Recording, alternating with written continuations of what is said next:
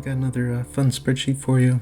This one's looking at, let's say, individual stock and then also some kind of index fund, or it could be anything, but kind of like a balanced portfolio, and then maybe a little play money on the side in an individual stock, and you want to keep it below a certain percentage of your portfolio balance. So let's go over this. It's not a real robust spreadsheet, but it's interesting to look at some of the different values of what the output is.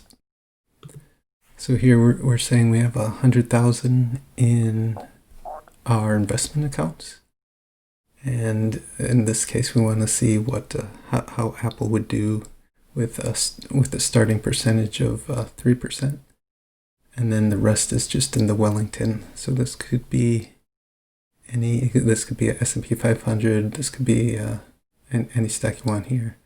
So the remaining, it says here, is just going into Wellington at 97%. So we're starting the bottom percentage at 3, and then the top percent of Apple at 5%. So it's a band between those two values.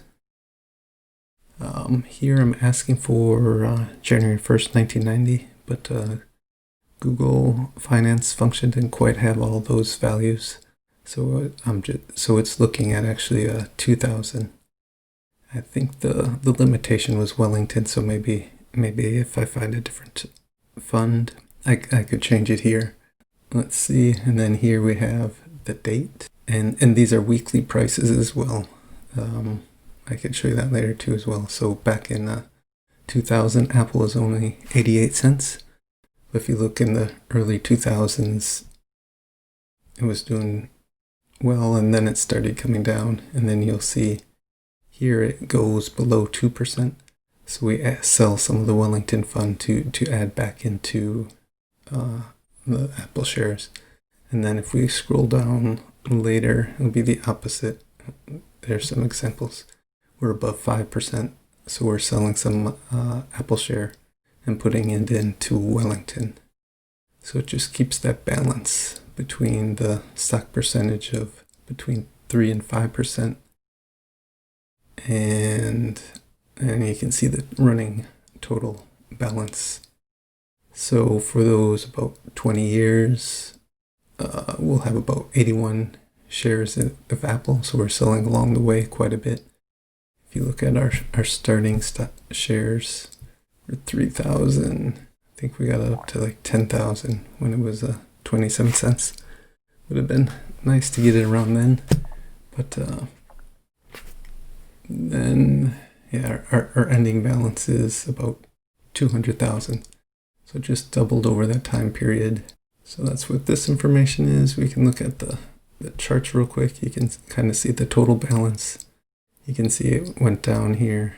Maybe you can see here too also the difference in the values. So this is looking at the two funds. Blue is Apple and red is Wellington. So you can kind of see the dot-com bust, and everything goes down. Later will go up. You'll see probably dips along the way.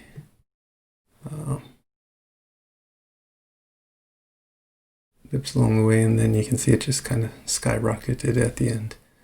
And then I did a couple different examples on what if they had 2% and 5%. Yeah, 2% and 5%, 2 and 6, 3 and 7, 4 and 8, 2 and 10. And then if you start with the 2% and you never rebalance here, then you can see that any balance will be quite a bit higher. Here you can also see, so if you started with 100% Apple and you never let it rebalance, you're gonna have a pretty high result. Let me give that a second. I guess I could copy all this. Copied all that. Paste that in here. Paste values, and then we could have just done the opposite. Say you start with 0. And we would have had quite a bit less, but that's expected. more stable fund. And then you can copy this information and put it in a snapshot. And I thought I did this, maybe I didn't. Face values only. So you can see the different returns on rebalancing. Of course, Apple was a pretty good stock to look at. So you could also look at maybe something like GE over the time. And give it a second, it has to go fetch all that information from GoogleFinance. Populates this. We'll put it back at, just say 2, and let's just say 5.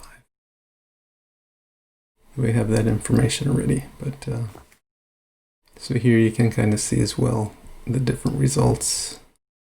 Blue is the stock, so you can see it's went down quite a bit since 2000.